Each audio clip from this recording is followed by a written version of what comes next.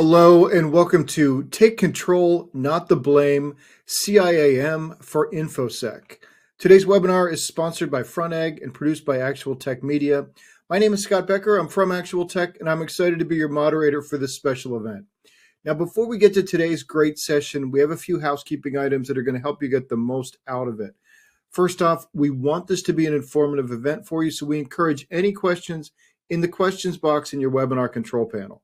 Not only will we have team members responding to questions during the live event, but we'll also have a dedicated Q&A session at the end of the presentation where we'll discuss in greater detail some of the top questions that you ask. The Q&A panel is also the place to let us know about any technical issues that you might be experiencing. A browser refresh will fix most audio, video, or slide advancement issues, but if that doesn't work, just let us know there in the Q&A and we'll provide further technical assistance. Now, second, in the handout section of your webinar control panel, you'll find that we're offering a lot of resources from Frontegg. I'd especially like to call your attention to a Hint Health case study, one on Frontegg pricing, an opportunity to schedule a demo, and a free trial offer. So a lot of stuff there to check out. Feel free to click on those throughout the event. I encourage you to access those resources now or throughout the hour here and share them with your friends and colleagues. Now, third, at the end of this webinar event, we'll be awarding a $250 Amazon gift card to one lucky registrant. Of course, you must be in attendance during the live event to qualify for the prize. Official terms and conditions of today's prize drawing can be found in the handout section. Just scroll to the bottom and you'll find the link with the details there. Now, finally, one of the best benefits of an event like this is the opportunity to ask a question of our expert presenters. So to help encourage those questions, we have a special additional prize for you. That's another Amazon gift card, this one for $50 for the best question. After the event is over, we'll look at all the questions that came in, pick out the very best one, and contact that prize winner. Okay, with all that housekeeping out of the way, let's get into it. So it's my pleasure to introduce you to our presenter today. We have Sagi Rodin, who's CEO of Frontegg. Let me bring Sagi on. Sagi, welcome. Thanks for being here. Thank you for having me, Scott. Great to be here. Well, I'm going to turn things over to you. Awesome. Thank you. So thanks again. Thanks so much for taking the time to join me here. And a bit maybe on the background, right? So quick background about me. I've been in the identity space for over a decade. With Frontegg for the last 5 years, helping companies secure their customer-facing apps while making sure that that the end users get a top-notch experience. So at Frontegg, we made it as one of our main missions, to solve this big challenge that so many development and security teams face on how do you stay in control of your customer-facing applications, the CIAM, so it's called, right, like the customer identity and access management, without slowing down or making engineers hate you, basically. And the spoiler alert is that you can actually do that. So in the last year, I've had like dozens of conversations with security leaders, CISOs, InfoSec teams, and CIAM keeps coming up as one of their number one concerns. And this is why that's something that we're talking about today. And I think that 5 years ago this wasn't even on their radar, right? Like now they're being held accountable for the customer facing applications, not only for the workforce identity as before. And we also see the sophistication of attacks, right, is also evolving. We're seeing generative AI being used to craft scalable, personalized fraud and account takeover attempts. And this is why we think that active protection and smarter AI-driven insights are essential in the CIAM space today, and basically a topic that at least worth discussion. So this is a bit of a background to why we're here. Maybe a bit on about us.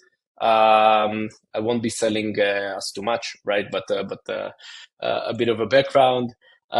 So in 2019, Aviad, my co-founder, and myself, we founded Frontegg with one goal in mind: to simplify customer identity for SaaS companies, making innovation easier by basically taking the burden of building all the kind of surrounding non-core features within SaaS applications and foundations and infrastructure behind that. And that's what we've been doing since then. That's about us. We've grown since then with pretty big customers and investors backing us. The team has grown, so great things have happened. I'm always kind of showing this slide because it's real, and why not, right? So we're the highest rated SIAM solution by real developers, constantly being recognized as the top emerging players in the space.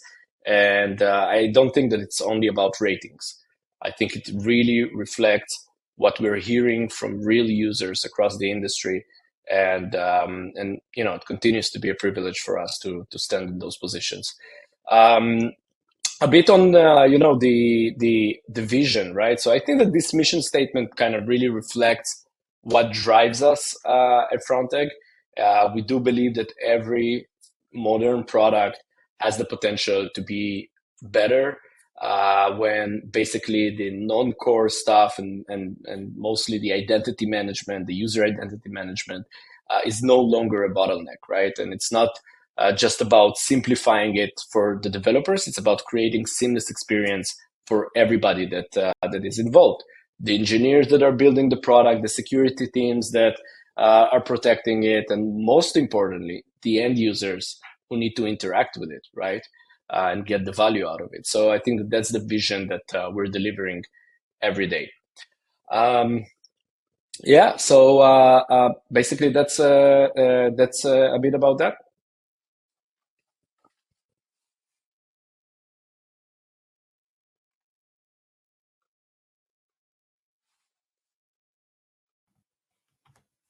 Okay, super. Yeah, so did you want to get into some demos next, or? Yeah, we can go with the chat. We can go with the demos now. Whatever we decide. Maybe we'll leave the demos towards the end.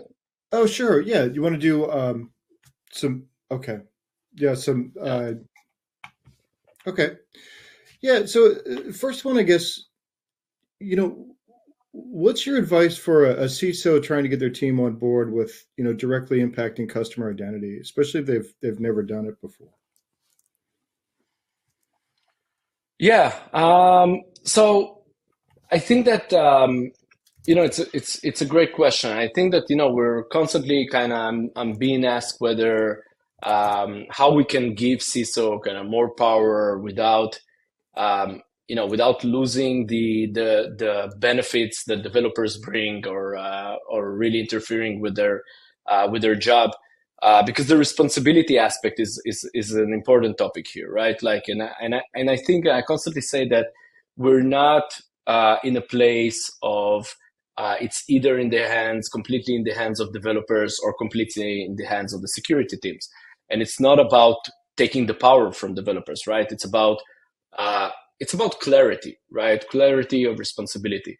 Developers are amazing at kind of moving fast, building the features, ensuring seamless user experience, but they shouldn't also have to carry the burden of setting security policies, managing compliance risk, and I think that this is where the CISO comes in, right? And to make it work, we need clear roles. So the CISO handle the strategic stuff, right? They define the security policies, the compliance aspect, the risk management.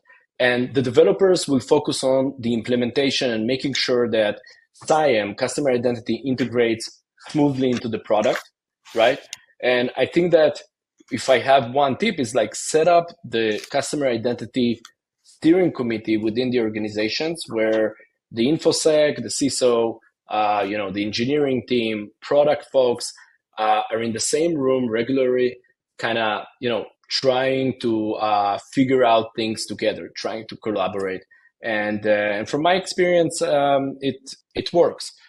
So this is a very important aspect. I think that in general, if you look at security and customer identity, it really has like two parts, right? So first, security teams need to understand the existing state, right? something that maybe they didn't have visibility into before. So kind of the posture of their customer-facing applications. They need to define what is important to them, right? Like ground rules that cannot be broken, and ensure the compliance and the proper standards within the customer-facing application.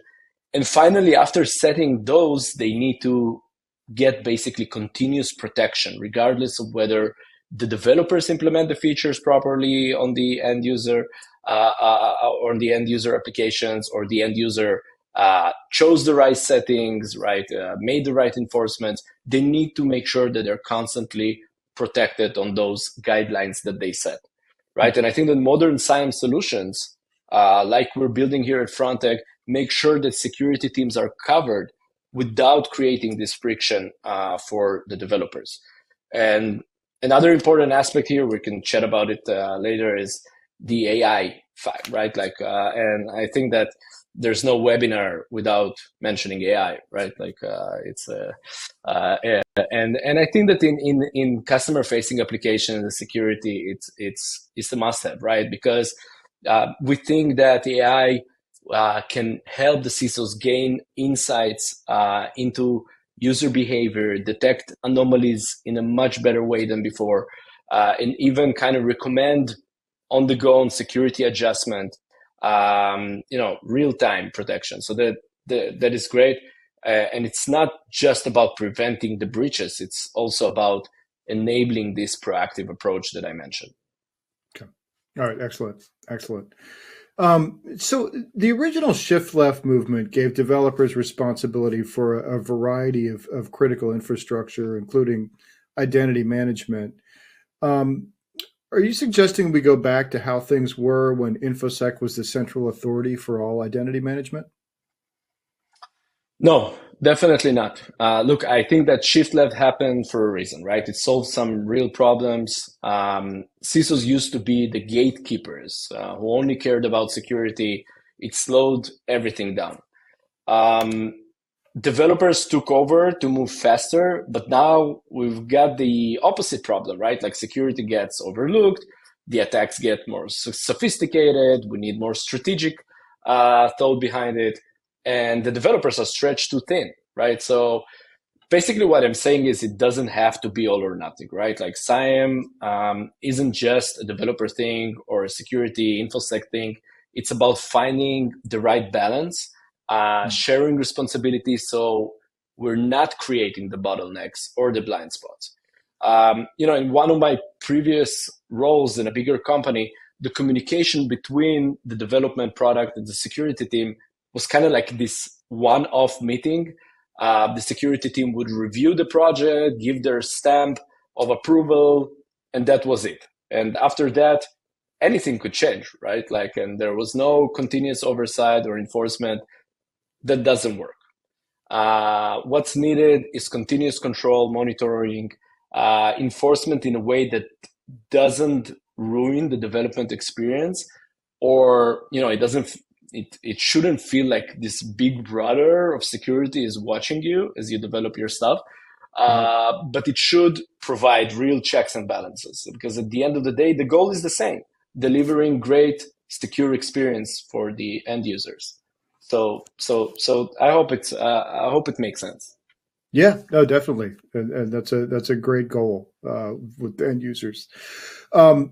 So, how can we give the CISO more power without losing out on the benefits that developers bring to the table?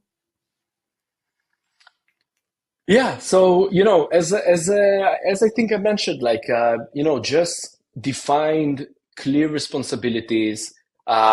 Make sure that the CISO understand what is happening within the organization, understand the existing situation, because some organizations have dozens of applications, of customer-facing applications. Some of them are SaaS applications, some of them are legacy applications that are installed on-prem or on the cloud of the end users. And some of them are just APIs, like non-human identity exposed. Now everything will become agent-based, right? Like, so you will have like all those agents that are exposed by by the organization and needs protection as well. So there's a lot of things out there, a big inventory of value that was built along the years with different technologies.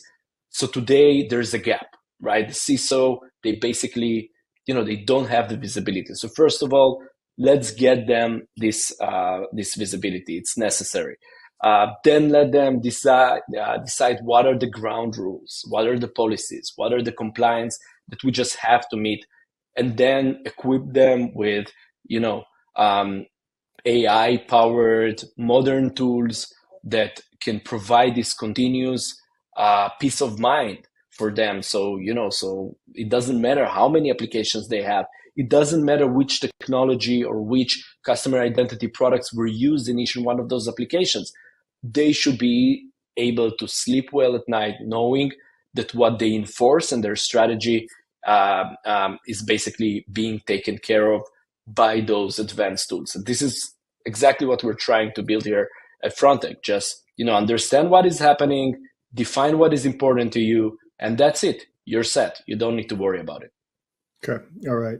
Yeah. And, earlier you mentioned we'd be getting back into to AI and, obviously any conversation in 2025 or 2024 involves, AI.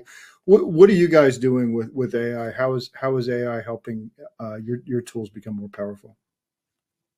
Yeah, so we're kind of taking it from several directions. So first of all, the attacks are getting to be much more complicated.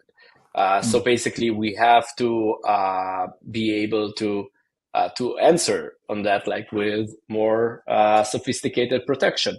I think that with the rise of those AI-powered attacks, including scalable phishing and automated credential stuffing attempts and continuous, there's just like we need to have ongoing, continuous monitoring, and it's critical. So that has to be answered with AI-powered protection capabilities. So this is one thing we're building. Our own proprietary engines. Some of them are already enforced within our product to really detect, anomalies, behavior that just doesn't make sense. And I think that the important thing here is that everybody are kind of looking for anomalies, but with customer-facing applications, the most important thing is being able to kind of recognize what is important to detect. I spoke to dozens of CISOs, and most of them say, listen, like 90% of those attacks, I'm either kind of well protected against them, or basically, even if they happen, I don't care. But there are the gems within my product, and if those get attacked, then basically I will be out of job, and maybe the whole business will be at risk. I'll give you an example, like in an HR platform, if somebody gets in and sees some of the information, that's okay. But if somebody gets visibility into the social security numbers within the payroll slips, right? Like that's a big problem if that gets exposed. So the power that we have as an identity solution is that we have the visibility into the real activity, but also in the real capabilities, the roles that a certain user has. So if we detect through AI that something is abnormal there, and the risk is big because this is a super admin user, right? We can make enforcement in that moment, real time. And another thing that it adds is that we're not just blocking everybody, but we're doing the smart blocks, and we do not affect or degrade kind of the user experience of 99% of the other users. So those are capabilities that we can provide today. The second thing that we're doing with AI is providing an ability for setting policies and getting information in a much easier way. So think about a security person that's trying to enforce a certain protection. So for example, they're trying to say, only users that connect from some, from some country in some hour of the day to some part of the product should be stepped up with their authentication. Get a multi-factor authentication challenge, right? This is very hard if you need to drag and drop and find the exact kind of place in the rule-based table in your product, and that leads to a lot of mistakes. So today, with the power of AI, you can just write it down kind of in a human language. I want to do that and that just the way that I explained it to you, and like that, it's being enforced with a policy that you can trust. That's something that we couldn't do even a year before, right? So we have to leverage those capabilities that come with this great age of technology. Those both sound pretty exciting. That's great to hear about. So, can you share with us some recent examples of CIAM failures that could have been avoided if InfoSec was more involved? Yeah, I can think of some. We had the kind of misconfiguration breach in 2019. We got started with Microsoft getting a breach where 250 million customer records were exposed.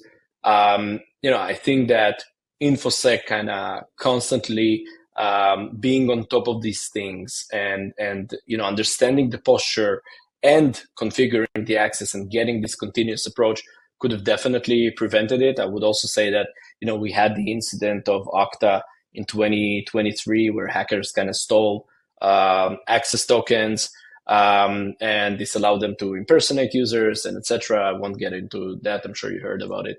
But that also, like if InfoSec had kind of implemented stronger token management, real-time monitoring, the risks could have been mitigated.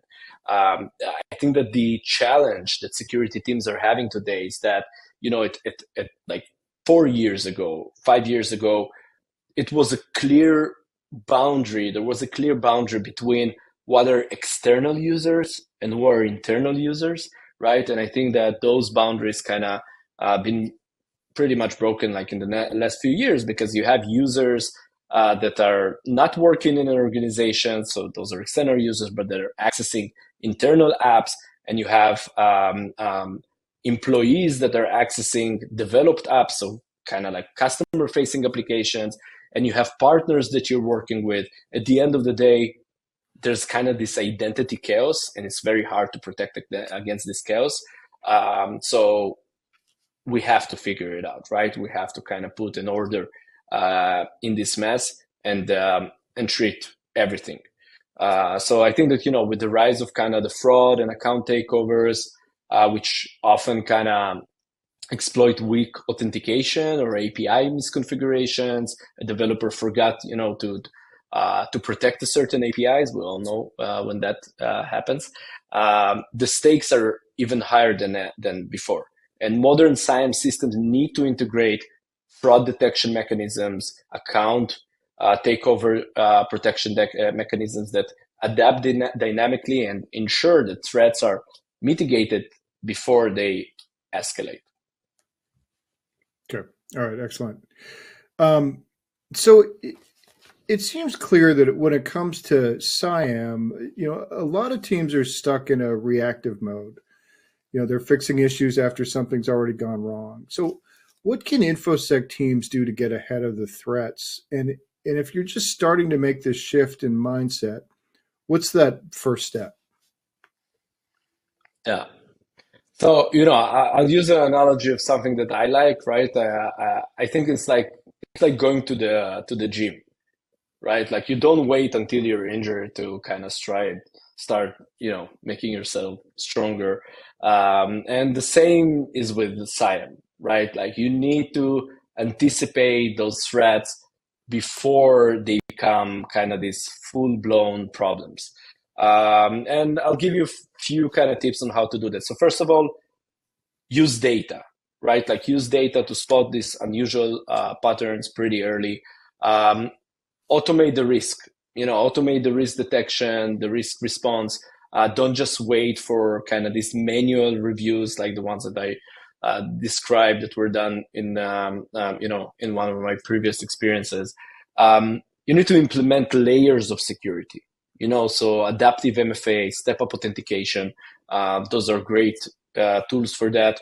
And I think that most importantly, educate your teams, like teach them about this zero trust mindset, but also remind them that, we're not talking about internal tools. We're talking about user-facing apps. So any change to the behavior impacts immediately on an end user. And at the end of the day, if the users hate your security features, they're either bypass them or they will just get out of the product and churn, and then we haven't achieved anything. So I think that the proactive, to summarize, the proactive kind of CIAM approach isn't just about prevention. It's about ensuring that once policies are set, they're enforced continuously, and regardless of whether developers or end users don't act on them. So that's my take on that. Okay, yeah, you made some great points there. Appreciate that. So you said that CISOs don't need to be coders to lead CIAM effectively. So what does that leadership actually look like in practice? What tools or strategies can help CISOs enforce policies and act quickly without diving into the code base? Yeah, totally. CISOs don't need to be writing code. Some of them wrote code in the past, and probably, with the tools today, they can even do that. But they do not need to write the code. They do need to set the direction, right? And I would say that, in practice, it would look like that. So first, communicate the security risks to the engineers upfront, right? Like, don't wait until they already built something, it's in staging, in production, and then, it's very hard to change things. Second, use low-code customer identity and access management tools. Those will let security teams take a direct action, set the policies, as I mentioned, manage the rules, manage the step-up authentication, the multi-factor policies, monitor the threats without needing to touch the code base. Partner with your developers, right? Let them own the technical implementation, so don't interfere there. But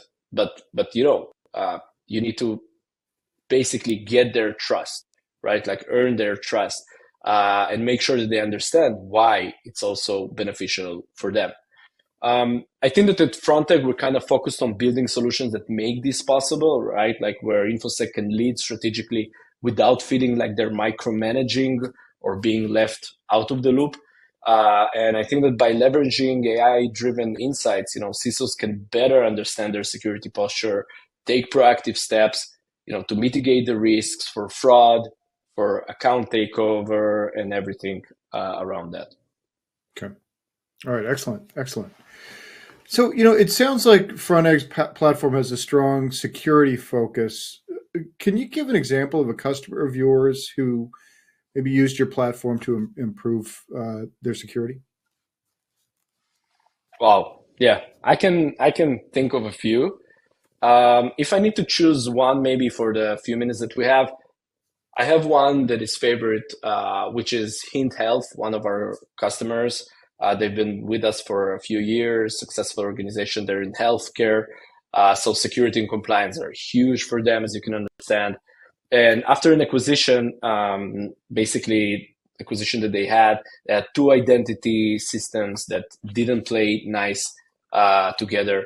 And with Frontegg, they've been able to offload the identity management entirely. So, we gave them tools like tenant level, multi-factor authentication, compliance with HIPAA, even kind of do-it-yourself options for their customers. So self-service capabilities.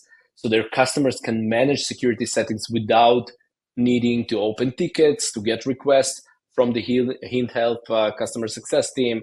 The result, within a month, 30% of their users switched to Google sign-in, which reduced the login friction. They gained enterprise SSO to handle bigger clients, and everything was very smooth. And I think that they're a great example of how security and UX can work hand in hand when you have the right tools. And Hint Health, as I mentioned, isn't alone. Security is quickly becoming one of the main reasons companies are rethinking their SIAM strategies, and we're proud to help them navigate through that shift. As I mentioned, as fraud and account takeover threats rise, we're focused on kind of delivering those solutions that are that do not only protect, but also provide actionable insights to keep our customers kind of ahead of these challenges. Excellent. This is a great example. Really appreciate it. Well, maybe at this point we could take a look at some demos. Yeah, let's do that. Now that you have more context, I think that we'll show kind of quickly some of the examples. So first of all, the first example demonstrates blocking or forcing additional kind of verification steps, so step up authentication within our product. So we can see here the email credibility check settings at Frontegg. We basically block any user. We can add exceptions, obviously, very easily added into the product. And obviously, we can do that at Frontegg because it's a multi-tenant based system. We can do that by user. We can do that by account. Our account management is hierarchy based. So if you're selling through a reseller, you can set it on any level, basically, right? So this is one of the main advantages to our platform. So that would be the first example. I think it's a perfect example. I started with it because it's kind of like a great visibility into how security can stay dynamic and adaptive, step up authentication ensures that you're not putting unnecessary friction on trusted users, while you still provide this extra layer of protection when suspicious behavior is detected. And this balance of security and usability is critical kind of for both protecting your users while still delivering a great seamless experience. The next one I will show is applying advanced policies kind of consistently across all of your applications. As you can see here, this is the security center within Frontegg. We're going to one of our engines. So today we have 8 engines. I'll just give you kind of behind the scene information that there's going to be many other beneficial engines coming out soon. A lot of them are AI based, kind of advanced behavior detection. But you can see here how easily we set up one of our engines, which is Impossible Travel, and just kind of updating the configuration. You don't need to be an expert. You don't need to write code, right? You have ability with hooks to write custom things if you want to, but you really don't have to.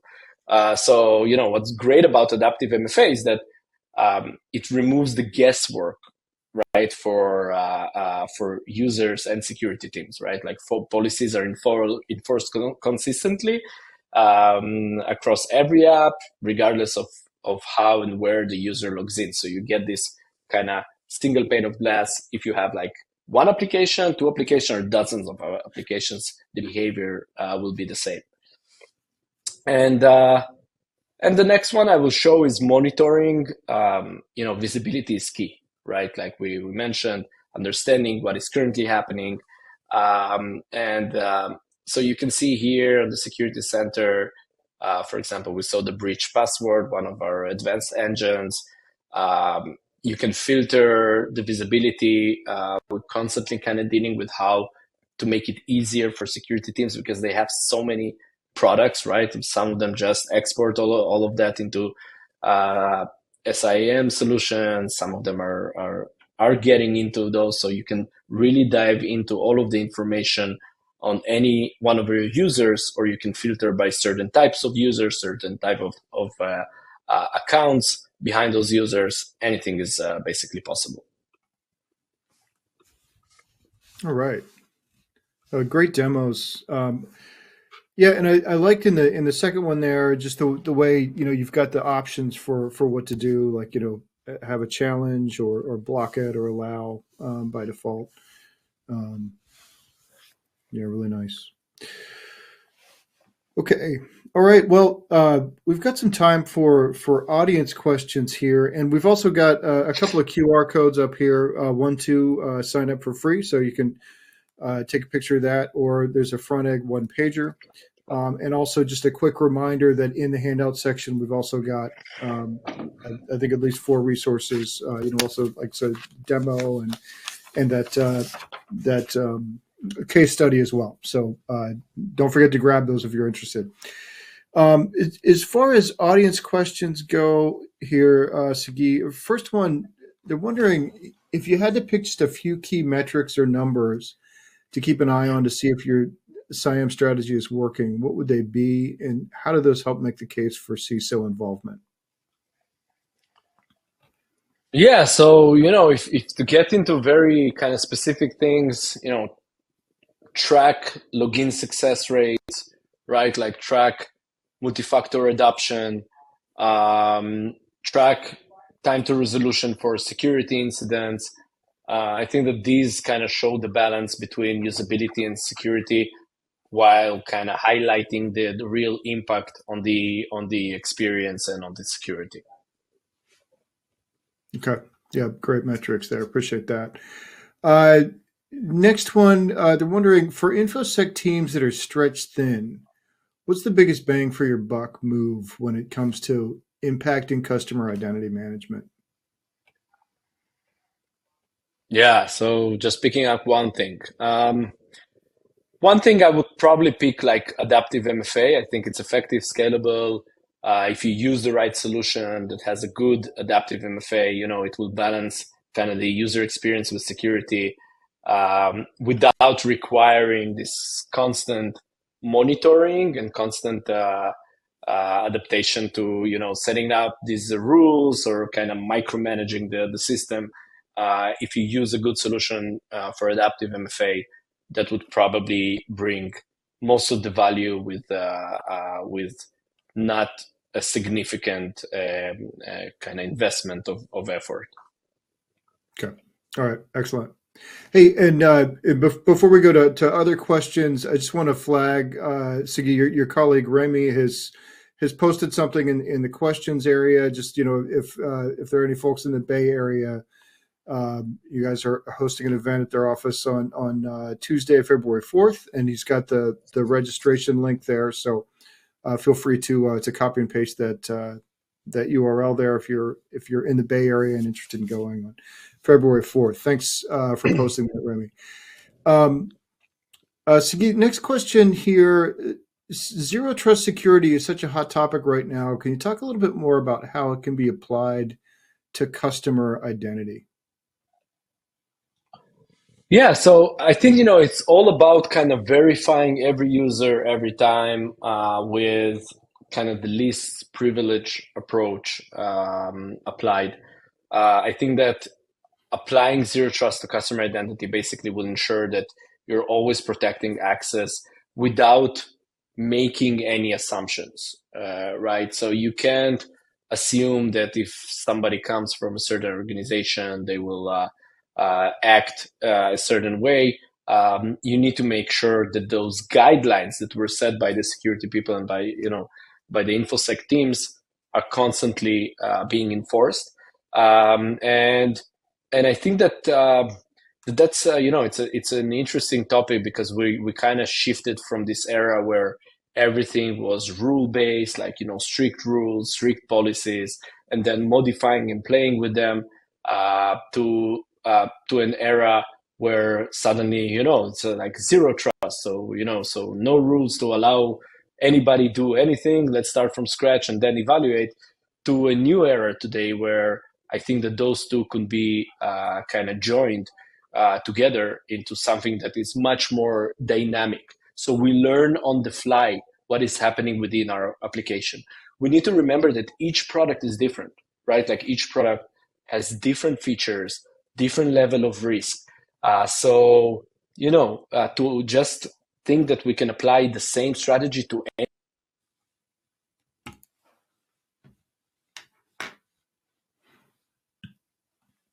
Oh, looks like we lost Sagi there for a second. Let's see if we can get him back. Hopefully he's trying to reconnect.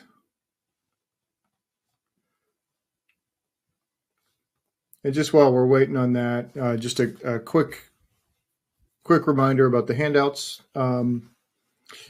That this is a great time to grab those. A lot of times we run out of time at the end, and we're talking about handouts, and then suddenly the event is over and you can't grab them. Those are all still available here over in the handouts section.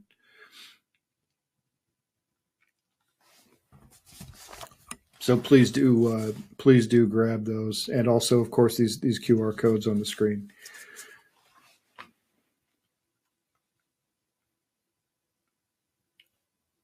Just checking around to see what's going on with Sagi's connection.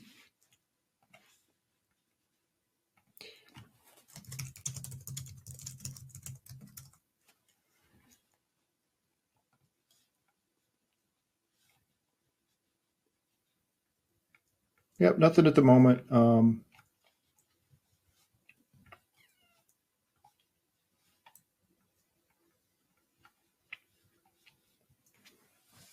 right. Well, while we're waiting, just going to jump ahead and do a quick prize drawing for everybody. And the Amazon gift card prize drawing today, the winner of that is Kevin Andriasi from Indiana. So congratulations to Kevin. We'll be in touch to get you your card.